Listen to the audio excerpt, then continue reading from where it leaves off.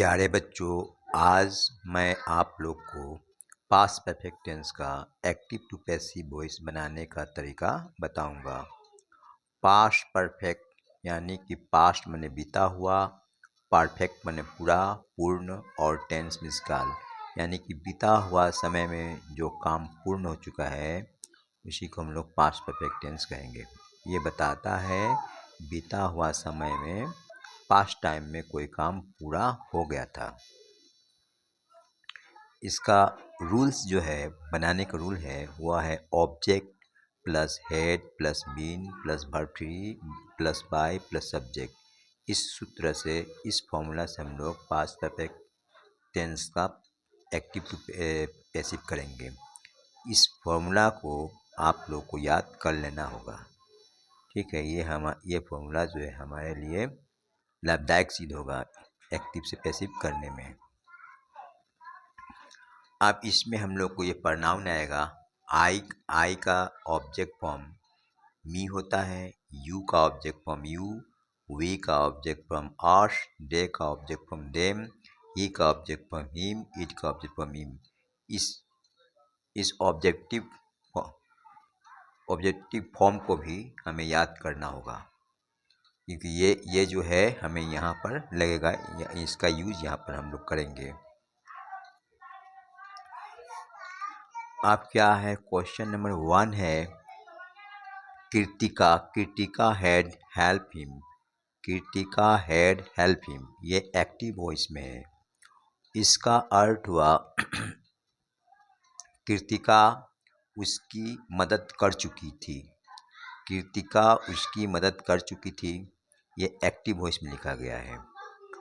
अब इसमें कृतिका क्या है, सब्जेक्ट है। कृतिका सब्जेक्ट है और हेड हमारा हेल्पिंग वर्ब है और हेड मेन वर्ब है और हिम जो है ऑब्जेक्ट फॉर्म में है।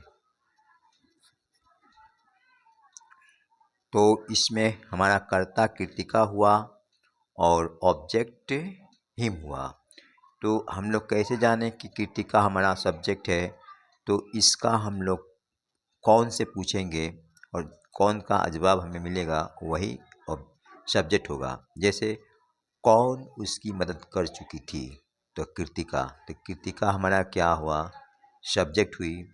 और किसका मदद कर चुकी थी, तो उसका वह हिम जो है ये कर्म है।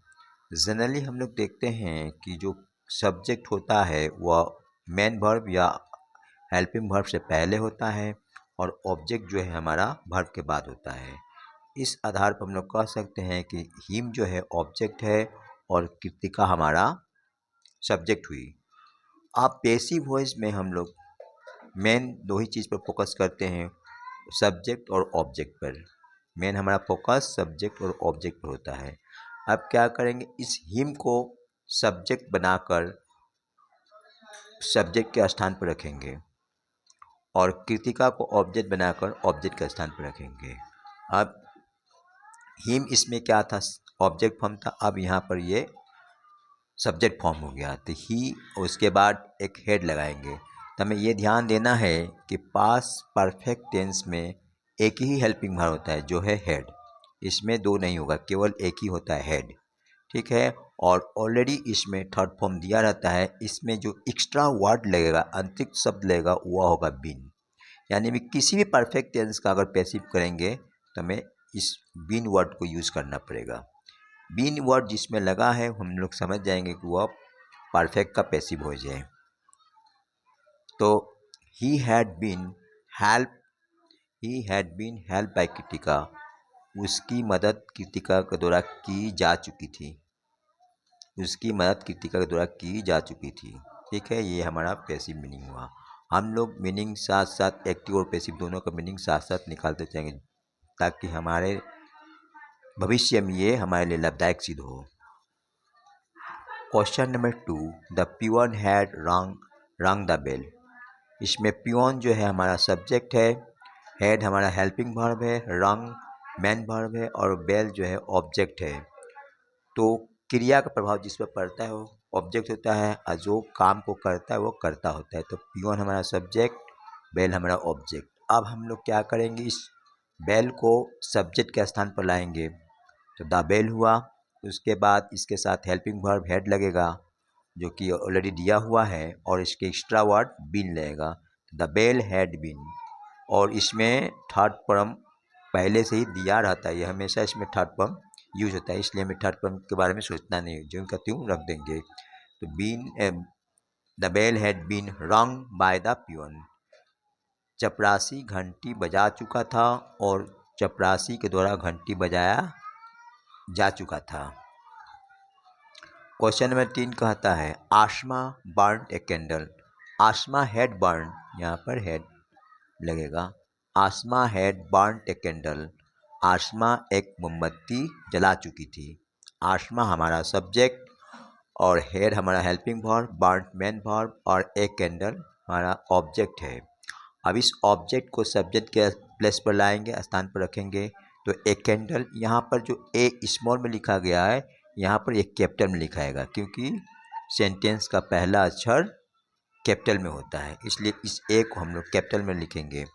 एक कैंडल, उसके बाद क्या करेंगे हेड, इसमें एक ही हेल्पिंग वर्ब होता है जो हेड होता है, उसको रखेंगे। उसके बाद जो हमारा एक्स्ट्रा वर्ब है बीन, ये हमेशा लगेगा। उसके बाद हेल्पिंग वर्ब के बाद बीन लिखेंगे। उसके बाद मेन वर्ब को बर्न को रख देंगे और बाय प्रीपोजिशन लगाकर इस सब्जेक्ट को ऑब्जेक्ट स्थान पर रख देंगे, तो बाय आसमा। तो इस पैसिव का मीनिंग हुआ एक मोमबत्ती आसमा के द्वारा जलाया जा चुका था। ये हमारा पैसिव रूप हुआ। क्वेश्चन नंबर 4 कहता है, ये जो है क्वेश्चन नंबर 4 जो है पास्ट परफेक्ट टेंस का इंट्रोगेटिव सेंटेंस है।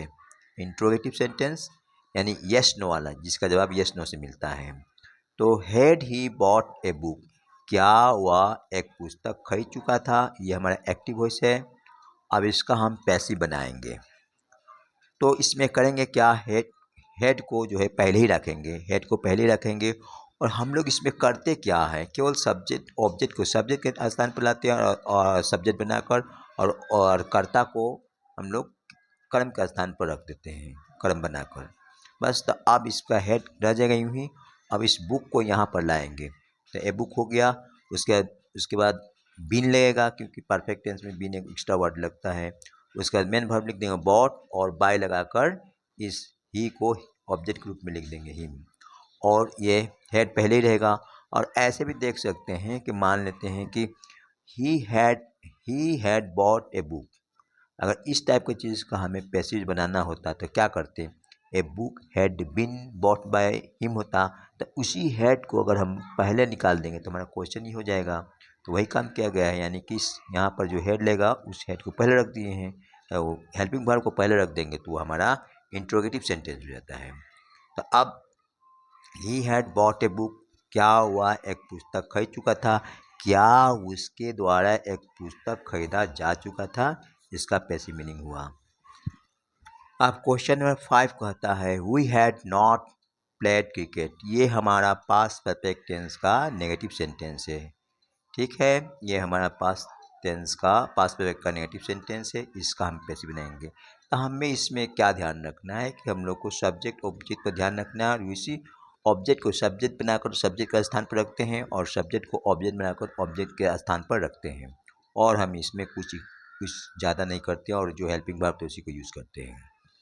तो अब इसका हिंदी हुआ कि हम लोग क्रिकेट नहीं खेल चुके थे, अभी नहीं खेल चुके थे। अब इसका हम लोग क्या करेंगे, पैसिव बनाएंगे। तो क्रिकेट को सब्जेक्ट का स्थान पर लाएंगे, उसके बाद हेड रखेंगे, उसके बाद नोट है, नोट के बाद बीन लगाएंगे। अब यहाँ पर एक बात यह है कि बीन का प्रयोग जो है ना वर्ब, मेन वर्ब से पहले करेंगे। बीन का प्रयोग मेन वर्ब से पहले करेंगे, ये आपको ध्यान रखना है। बीन का प्रयोग मेन वर्ब से पहले होगा।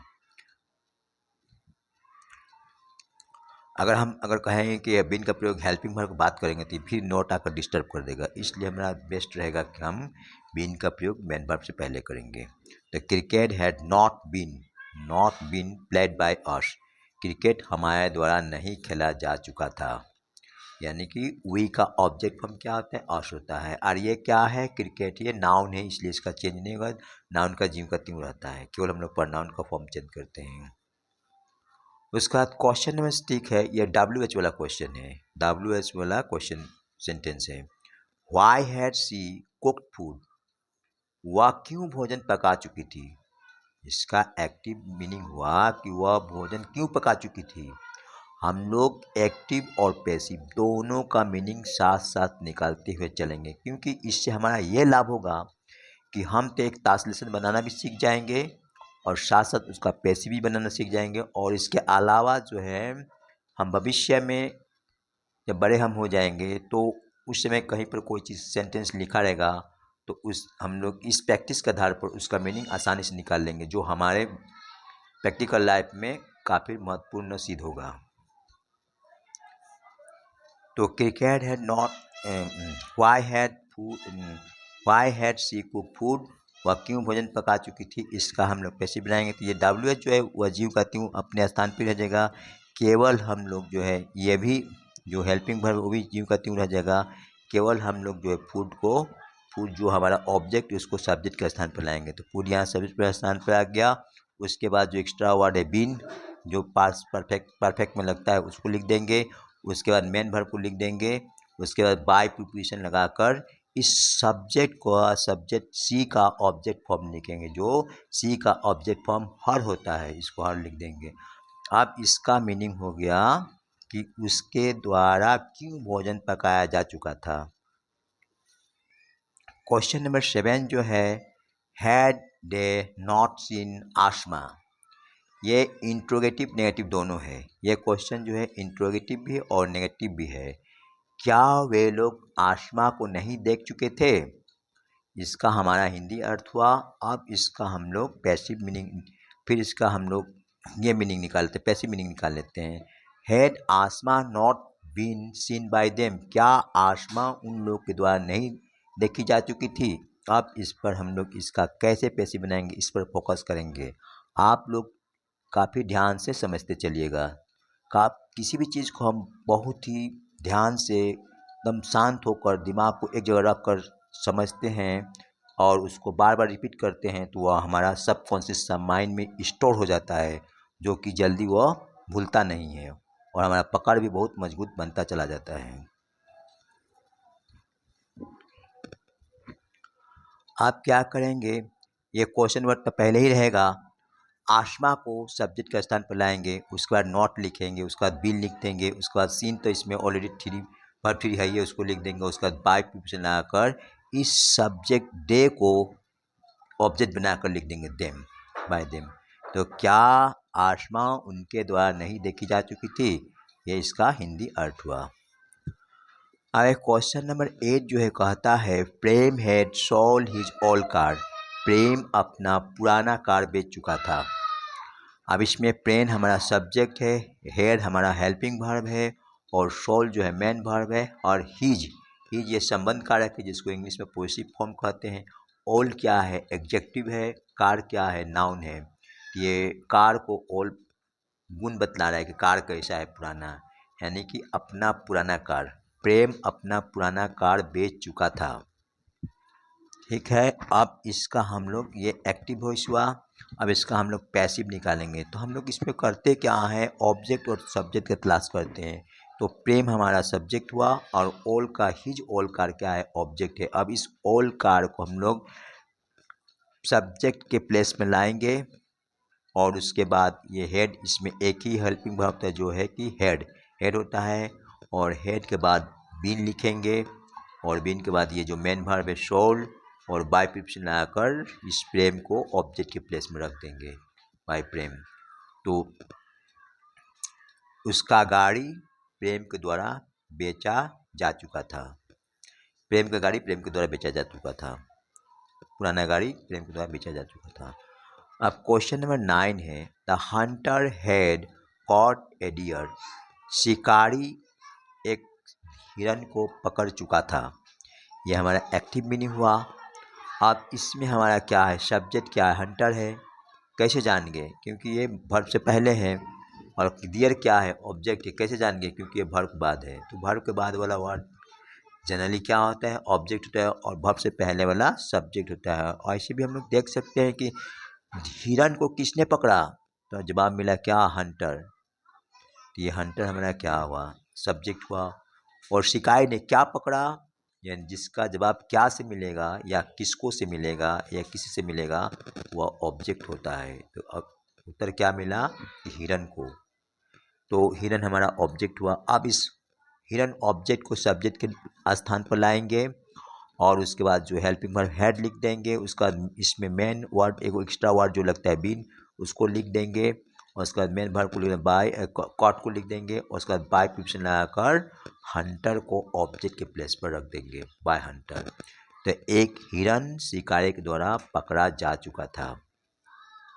इसमें हमें यह ध्यान रखना है कि परफेक्ट टेंस का जब भी पैसिव वॉइस बनेगा उसमें बिन शब्द रहेगा। बिन शब्द अगर लोग गया तो हम लोग समझ जाएंगे कि अगर पैसिव बोला है तो समझ जाएंगे कि परफेक्ट टेंस का पैसिव वॉइस है। ऑप्शन से भी हम लोग बिन देखकर और बाद वाई को हटा सकते हैं। मैं आशा करता हूं कि जो मैं आप लोग को बताने की कोशिश किया वो आप लोग को समझ में आया होगा। Thanks for watching.